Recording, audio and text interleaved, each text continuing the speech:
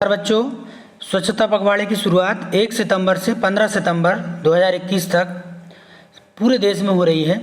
तो इसके अंतर्गत हम आज व्यक्तिगत स्वच्छता और साफ सफाई के बारे में बातचीत करेंगे। ये बातचीत हमारी लगभग 10 बिंदुओं पर होगी। सबसे पहले तो होगा स्वास्थ्य यानी हेल्थ क्या होता है। उसके बाद होगा कि हम सिर की सफाई, आँख, कान और नाक की सफाई किस तरह करें, मुंह की सफाई, त्वचा की देखभाल, हाथ धोना, शौच के बाद सफाई, जननांगों की सफाई, खाद्य और रसोई की स्वच्छता और चिकित्सा स्वच्छता के बारे में हम बात करेंगे। तो सबसे पहले बात आती है कि स्वास्थ्य क्या है, हेल्थ क्या है।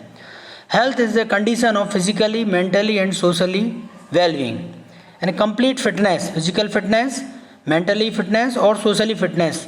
जिस व्यक्ति मेंटली, फिजिकली और सोशली फिट रहेगा वही व्यक्ति जो है वो स्वस्थ कहलाएगा।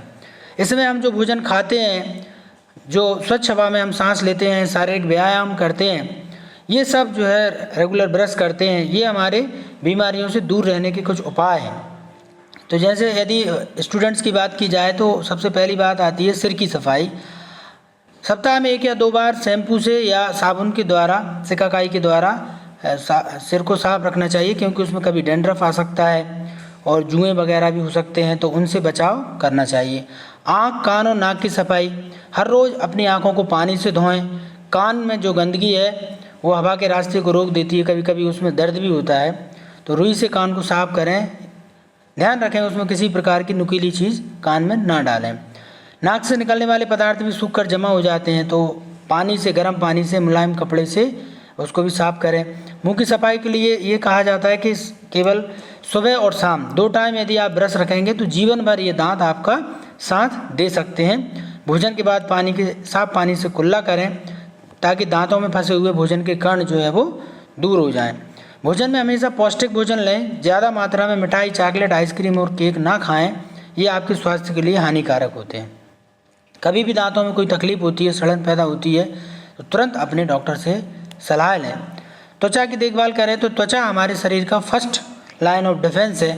बीमारियों से सुरक्षा करने में सबसे पहले त्वचा के संपर्क में ही सभी बैक्टीरिया, वायरस आते हैं।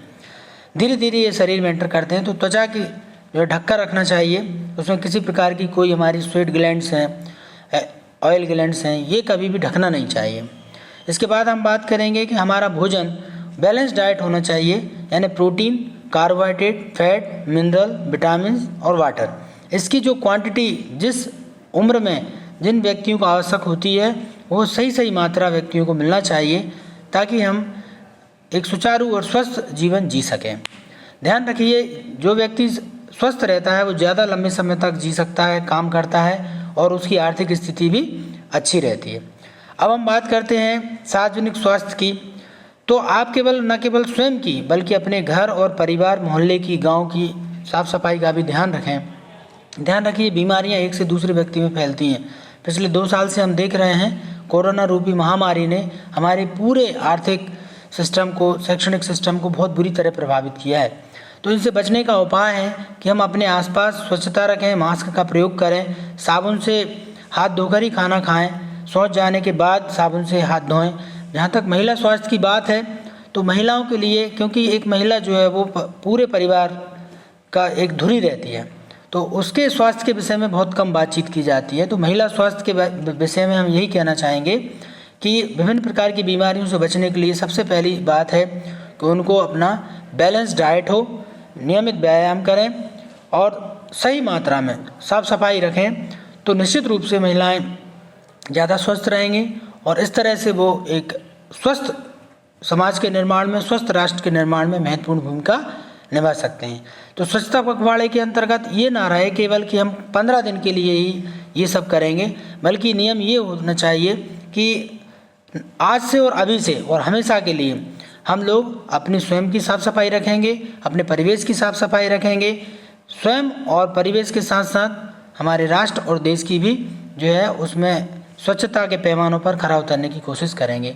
याद रखिए, वही देश आगे विकसित होते हैं जो स्वस्थ रहते हैं, स्वच्छ रहते हैं।